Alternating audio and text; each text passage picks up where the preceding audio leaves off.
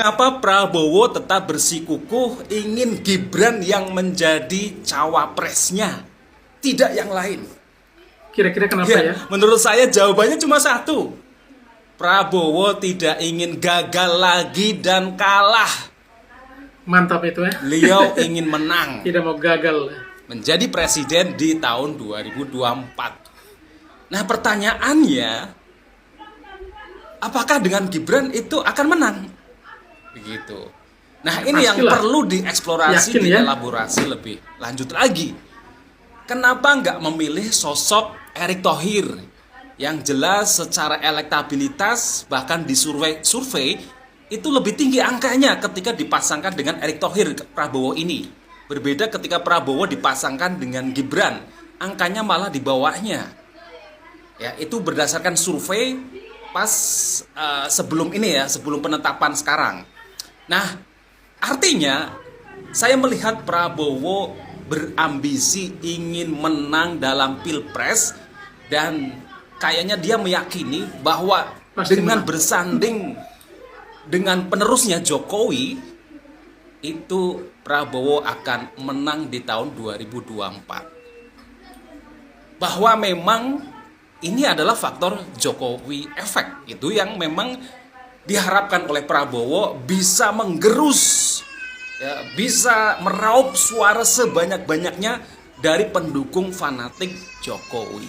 Ya, berbeda dengan Erick Thohir yang mungkin beliau ya secara kapasitas luar biasa, secara kemampuan, pengalaman luar biasa gitu, dan orang selama ini menilai Erick Thohir ya orang yang masih muda yang yang berpengalaman di dunia ekonomi, di dunia olahraga, ya di dunia kenegaraan dan lain-lain, sangat berpengalaman. Tapi kenapa nggak dipilih Erick Thohir? Ya tadi faktor Jokowi. Ibaratnya nih, Prabowo ingin benar-benar Jokowi totalitas untuk memenangkan Gibran. Ya, terbukti kan kemarin ketika pidato pertama Gibran, ya persis Jokowi gitu, dengan janji-janji, dengan program-program yang real berupa kartu-kartu, ya. Dan yang baru mungkin kartu kredit untuk startup, untuk anak-anak milenial gitu. Termasuk yang pertama memang mencoba untuk menarik atau masuk ke dunia pesantren, dunia santri, kalangan umat Islam, ya keren juga gitu ya.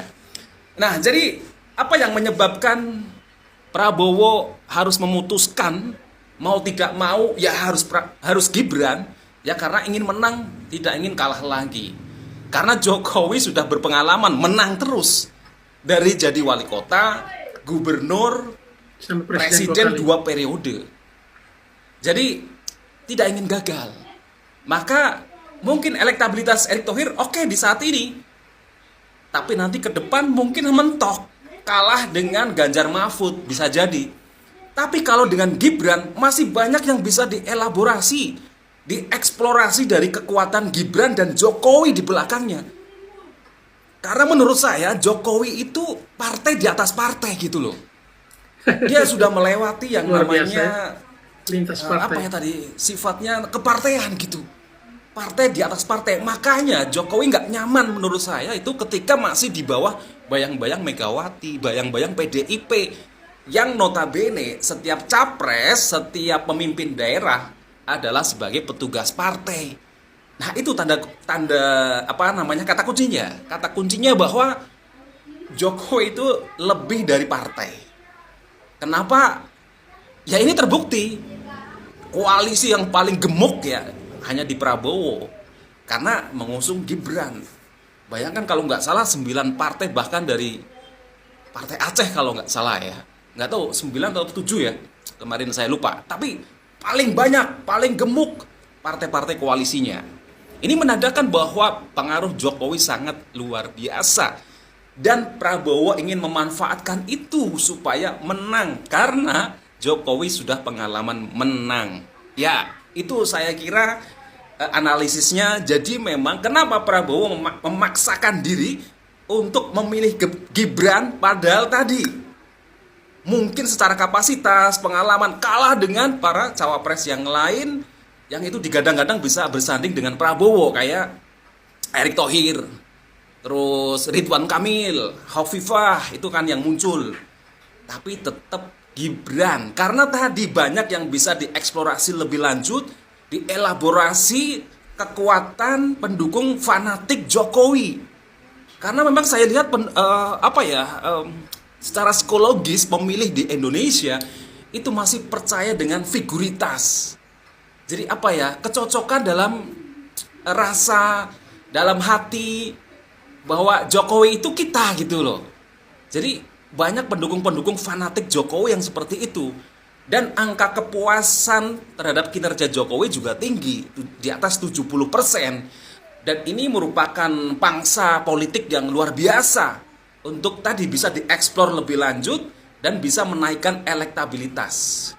Nah, memang nanti bagaimana mesin politik dari Prabowo Gibran ini, tim suksesnya bagaimana bekerja supaya tren positif yang kemarin pidato Gibran itu bisa terus dilanjutkan progresnya. Dan puncaknya nanti menurut saya, puncak dari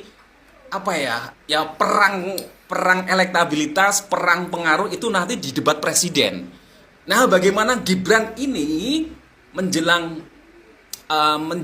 debat belajar dengan para pakar-pakar, terutama tentang Indonesia yang luas, mungkin dari sisi politik, dari sisi hukum, dari sisi ekonomi, dari sisi pertanian, dari sisi infrastruktur. Pokoknya semuanya Gibran itu harus belajar supaya nanti di debat politik tentu Gibran bisa meladeni orang-orang senior yang sekelas Prof Mahfud, sekelas Caimin, Ganjar, Anies Baswedan, sehingga paling tidak ada persiapan. Dan Gibran sudah banyak belajar tentang keindonesiaan, tentang bagaimana masyarakatnya, heterogenitas dari masyarakat Indonesia, supaya tentu saja ketika ada pertanyaan-pertanyaan kritis yang mungkin menjebak, Gibran juga bisa menjawabnya. Dan paling penting juga modal penting itu adalah mental dan emosional. Bagaimana Gibran tidak tidak mudah tersulut emosionalnya, karena memang dalam debat itu biasanya kalau diserang gitu kadang akhirnya kayak terlihat emosionalnya terlihat. Nah, bagaimana Gibran harus tetap tenang, terkendali. Itu penting sekali karena akan terlihat bagaimana dalam debat itu terutama mental itu sangat berperan Iya, benar. sebelum nanti ke jawaban substansinya gitu. Oke, menurut saya begitu analisisnya. Jadi kenapa Prabowo bersikukuh tetap memilih Gibran jadi cawapresnya dan sekarang sudah resmi mendaftar di KPU, dan kemarin ada pidato politiknya cukup positif menurut saya, menjadi start yang bagus. Tinggal bagaimana progresnya, termasuk bagaimana mengatasi atau menganulir narasi-narasi negatif tentang politik dinasti, tentang politisi karbitan, tentang nepotisme, KKN, Jokowi dengan MK dan lain sebagainya. Bagaimana itu bisa terjawab meskipun tidak langsung menjawab, tapi mungkin salah satunya kayak kemarin menjawab dengan program-program yang tepat, yang menyasar dengan kondisi yang ada di Indonesia. Sekian saja konten saya. Terima kasih. Salam sehat. Tetap semangat dan selalu rukun gitu. Terima kasih ya. Baik sahabat sekalian, setelah kita menyaksikan sebuah video ini baru kita menyadari bahwa ternyata ada sebuah alasan yang cukup kuat yang dimiliki oleh Prabowo Subianto untuk tetap bersikukuh, tetap memilih Gibran menjadi calon wakil presidennya. Memang kalau Gibran ketika disandingkan dengan seorang Erick Thohir, tentu kebanyakan orang pasti akan lebih cenderung memilih Erick Thohir. Karena Erick Thohir selain seorang politisi tetapi juga seorang bisnismen yang tingkat standarnya sudah standar internasional. Ia telah melanglang buana di Eropa dan juga beberapa negara besar di dunia ini untuk menjalankan bisnisnya. Termasuk namanya juga cukup tersohor di lingkungan sepak bola, yaitu pernah menjadi presiden dari klub atau klub Liga Serie A Italia, yakni Inter Milan. Dan ketika ia dipercayakan oleh Presiden Jokowi menjadi Menteri BUMN, Erick Thohir juga cukup bersinar di Kementerian BUMN dengan beberapa gebrakan yang ia telah jalankan dan ditunjukkan. Sehingga ketika kalau disandingkan antara Erick dan Gibran, tentu kebanyakan orang pasti akan lebih cenderung memilih Erick yang notabene memiliki pengalaman yang lebih banyak ketimbang seorang Gibran. Namun Prabowo tetap bersikuku untuk tetap memilih Gibran menjadi tetap menjadi calon wakil presidennya. Ini juga tidak terlepas daripada beberapa poin yang sudah dijelaskan tadi.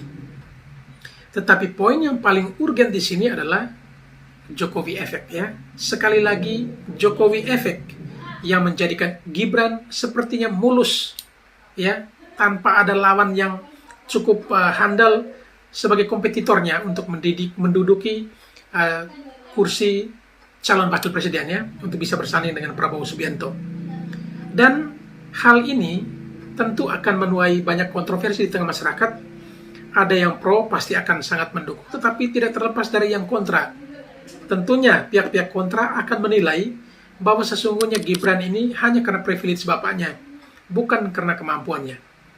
Tetapi Prabowo melihat hal itu dan tidak ingin gagal untuk kesekian kalinya.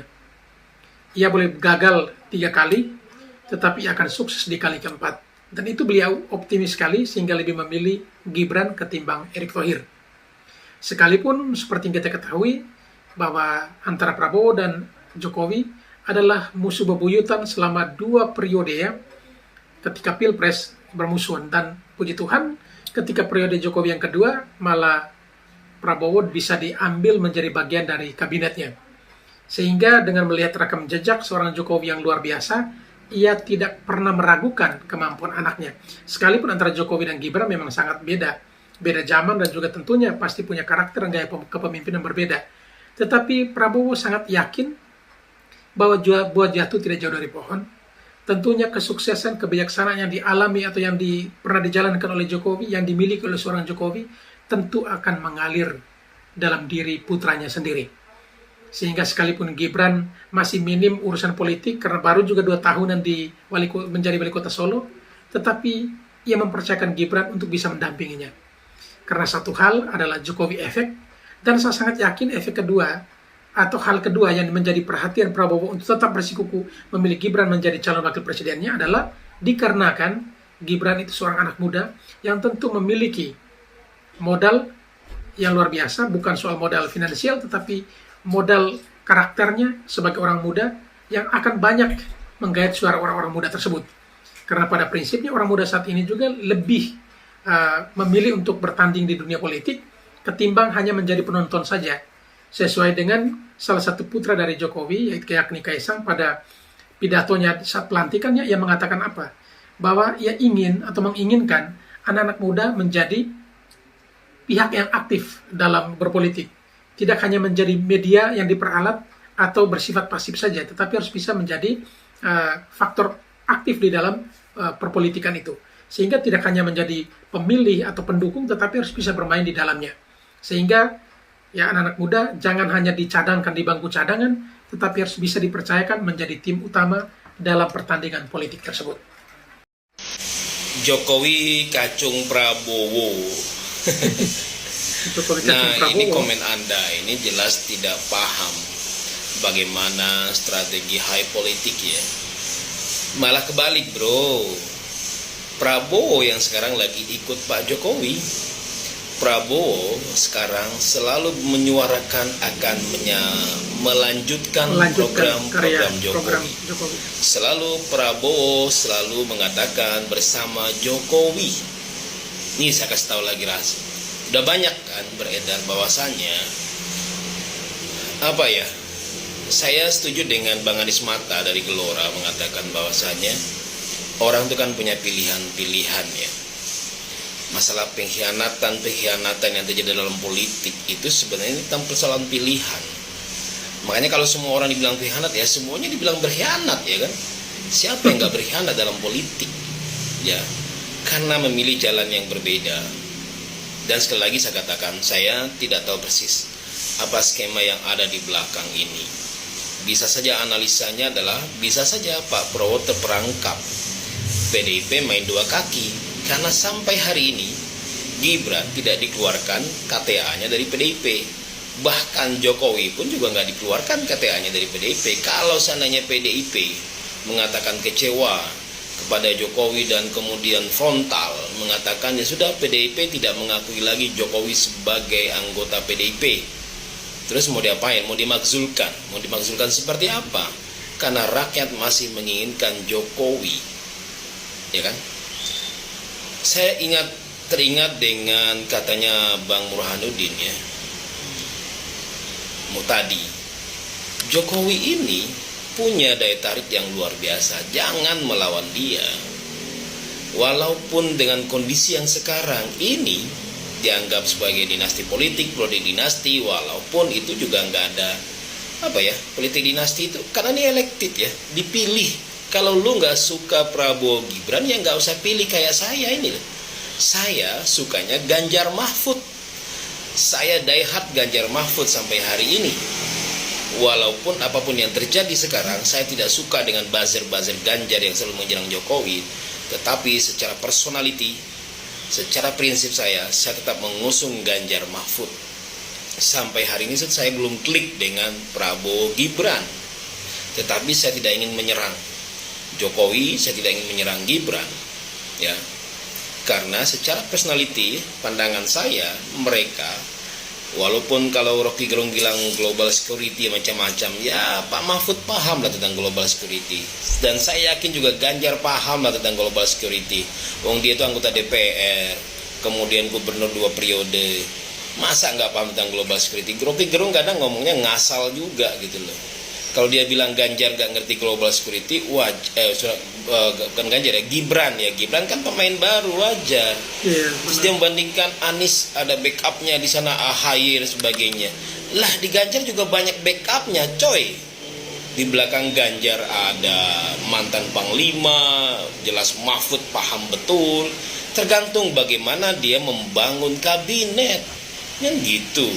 Yang paling penting Ganjar punya konsistensi. Dan saya juga mungkin minta sama Mas Ganjar nih, ya sudahlah, jangan pakai kata-kata menyindir, kata-kata udah fokus saja bahwasanya Ganjar Mahfud ini adalah yang terbaik buat rakyat ke depan, ya kan?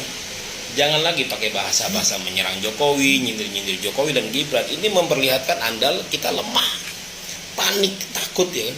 Kita harus yakin bahwasanya dengan mengusung lu Mas Ganjar dan Pak Mahfud, kita yakin menang. Dan kalau kalah kita harus legowo. Jangan pula nanti kita kalau kalah ikut-ikutan seperti 2014, 2019, protes macam-macam, ya kan? Sama aja dong. Dulu lu bilang ke PDIP misalnya, lu bilang ini kan udah Mahkamah Konstitusi gini, ini terima dong. Ya kan? Walaupun ya biasalah dalam politik, yang namanya partai itu semua sama, bro. Makanya jangan terjebak dengan partai. Kalau saya sampai hari ini tetap mendukung personal, walaupun memang diusung oleh partai, yang gitu. Nah, jadi orang-orang partai itu semua sama aja. Hari ini mereka berteman, besok mereka bermusuhan, besok mereka berteman lagi. Contohnya, nah saya kasih contoh nih, PKS PKB. PKS PKB jelas-jelas berbeda itu pola pandangan keislamannya, polanya. Sebelumnya mereka menjelek-jelekan orang NU dan Islam Nusantara itu apa, menyesatkan macam-macam, ini negara ini sudah parah nih, Islam Nusantara gini-gini. Sekarang mereka gabung, bro, PKS gabung sama PKB, dan beberapa KNU banyak yang nggak setuju kan. Nah, tapi mereka berteman dalam politik, fakta itu. Jadi makanya bagi orang-orang yang yang otaknya, kalau Rocky Gerung bilang ya otaknya nggak dipakai, ya kan, Dungu. kemudian hanya memikirkan like and dislike, emosional saja, tapi nggak rationality yang dipakai, rasionalitas yang dipakai gitu. Kalau saya, apapun partainya sama aja, karena tujuan partai itu kan satu, berkuasa. Tujuan partai ini satu di Indonesia ini, berkuasa kan. Tujuan mereka berkuasa, setelah berkuasa Ya mereka mainkanlah semua aspek sumber daya yang ada di Indonesia ini. Permasalahannya kita kan memilih di antara yang jelek mana yang bagus, misalnya kan gitu menurut kita kan. Minus malum. Tidak ada satupun yang terbaik menurut kita. Ya sudah ya, karena rakyatnya juga begitu. Ya saya setuju lah. Rakyatnya masih ngamplopan kok. Suka dikasih amplop, kalau nggak dikasih amplop nggak milih ya. Kalau kata Gus Romi itu, kalau ingin menang, ingin menarik suara 100, kasih amplop 300. Kalau mau narik suara 100.000 ya 300.000 amplop yang disebar. Makanya pas pemilu ini rakyat kecil akan merasakan lagi amplopan. Jadi uang beredar banyak nih, banyak beredar ya. uang nih kan. Ya sudahlah, kalau seandainya polanya kayak gitu di Indonesia, ya kualitas kepemimpinan kita ditentukan oleh rakyatnya.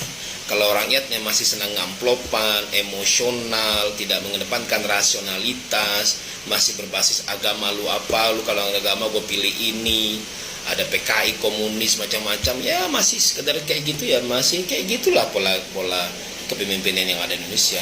Kita tidak bisa berharap seperti di Amerika memilih karena berdasarkan faktor rationality. Bahkan hari ini pun Amerika juga kadang sudah politik identitas, misalnya kayak Trump ngomong tentang saya hentikan Islam macam-macam, akhirnya dia terpilih ya kan. Sama saja sebenarnya. Jadi di mana sih demokrasi yang sempurna? Itu tidak ada di dunia ini, nggak ada yang sempurna. Demokrasi yang sempurna tidak ada. Lu mau ngomong apa, dinasti politik dinasti, semua sudah terjadi bertahun-tahun. PDIP, Megawati sampai hari ini berkuasa. Setelah itu dilanjutkan oleh Puan dan Prananda. Kok mereka teriak-teriak politik dinasti? Demokrat ada SBY dan anaknya. Kemudian Gerindra ada adik-adiknya, keponakannya, dan macam-macam. Kemudian partai apa lagi? Golkar ada anak-anaknya sana. Partai apa lagi? PKB, macam-macam, ada saudaranya di situ. Partai P3, semuanya. Tidak ada yang tidak terlepas dari persoalan itu. Hanya saja ini kan kembali ke rakyat. Rakyat mau milih apa tidak? Kalau rakyat mau milih pemimpin yang menurut mereka sesuai dengan selera mereka, ya sudah, kita lego saja. Masa mau kita paksakan pemimpin saya terbaik ini, kalah nggak bisa terima? Ya nggak bisa bro. Negeri ini ratusan juta orang ditentukan oleh sistem dan sebagainya. Tinggal terima saja, ya kan? Yang penting kalau saya, Indonesia ini harus damai. Kita jangan sampai terjadi peperangan. Lu udah tahu kan, peperangan itu bikin kita nggak bisa ngapa-ngapain. Di Arab perang mulu. Emang lu mau jihad-jihad mau perang mulu? Saya sih nggak mau. Saya pengen damai, menikmati hidup sampai akhir hayat. Mati pun damai gitu kan. Bukan mati karena perang ya kan. Wah, perang itu mengerikan.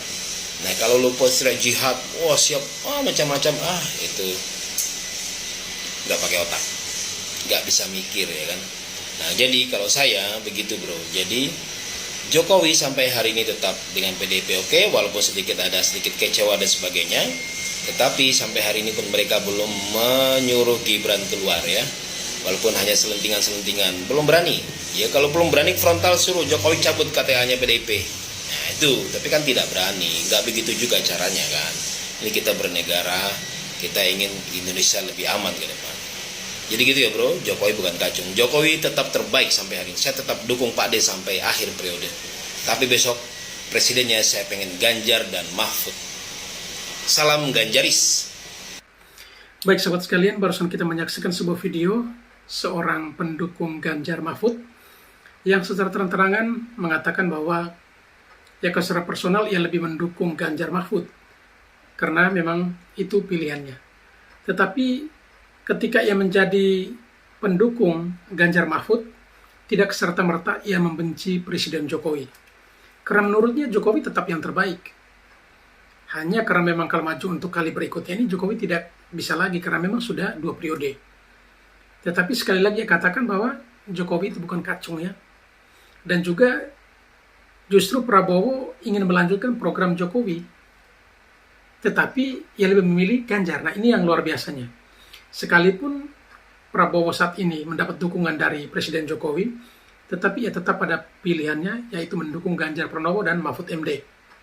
Tetapi ia pun tidak bisa menjadi orang yang masuk dalam kelompok pembenci Jokowi. Karena ia ketahui bahwa Jokowi itu memiliki kemampuan, ya kinerja yang luar biasa. Dan itu tidak bisa dipungkiri.